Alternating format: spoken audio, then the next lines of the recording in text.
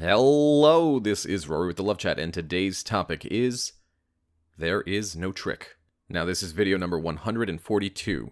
If you have a question you'd like for me to consider featuring on the Love Chat, please write it in a comment below. And if you enjoy these videos, I'd be very grateful if you'd subscribe and hit like.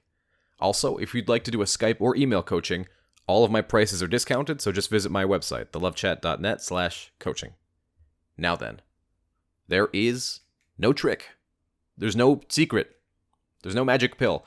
There's no thing. I'm only telling the paying customers. There's no magic involved. If you want your ex back, the best possible chance of winning your ex back is by doing several things. The first of which is to look more attractive. The second is to act more attractive. And the third is to truly not need them in your life. Now, let's talk about each of these. If you look more attractive, it stands to reason that people will find you more attractive, right? And that's a door opener.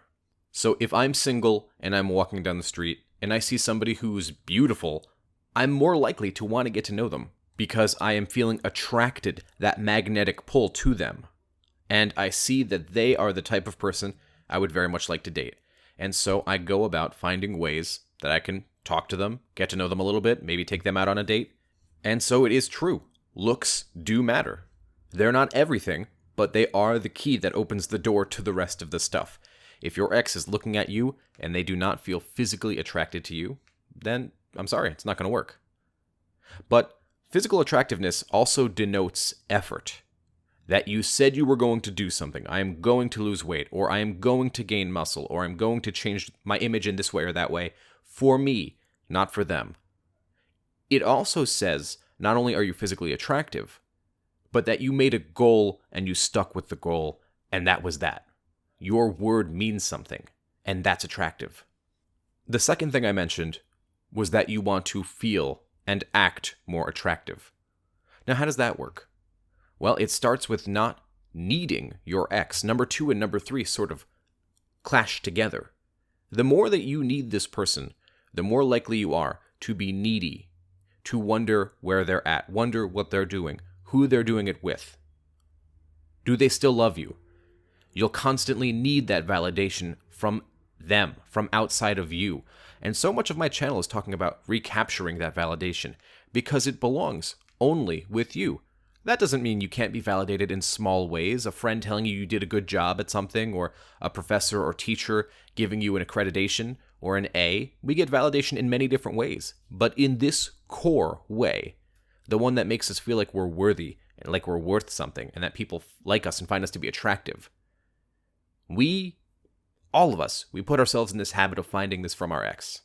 The problem is when you do that, it blows up in your face. Your ex does not want that responsibility. You effectively disqualify yourself from being an attractive partner because you're not acting attractive.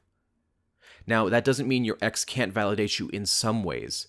That's normal.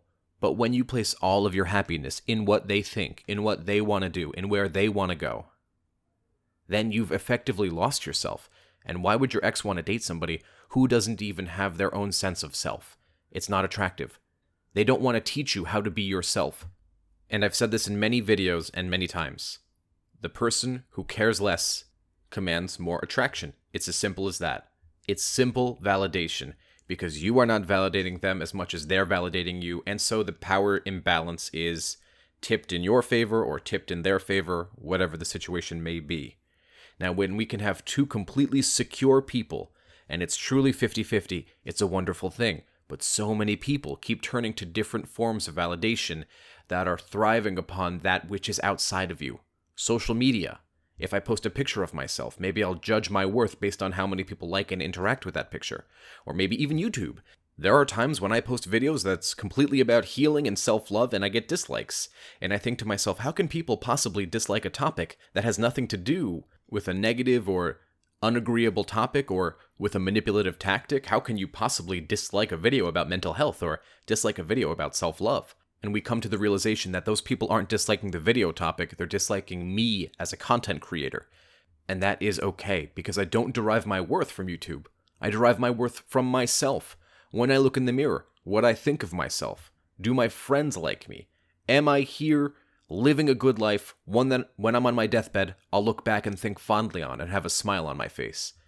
There's no trick to being attractive. You focus on yourself, you live your best possible life, focus on your mental health, your body, your social life, your money, and then whatever happens will happen. What mom and dad said is true. Just be yourself. Focus on you and stop trying to be something you're not. Just be yourself.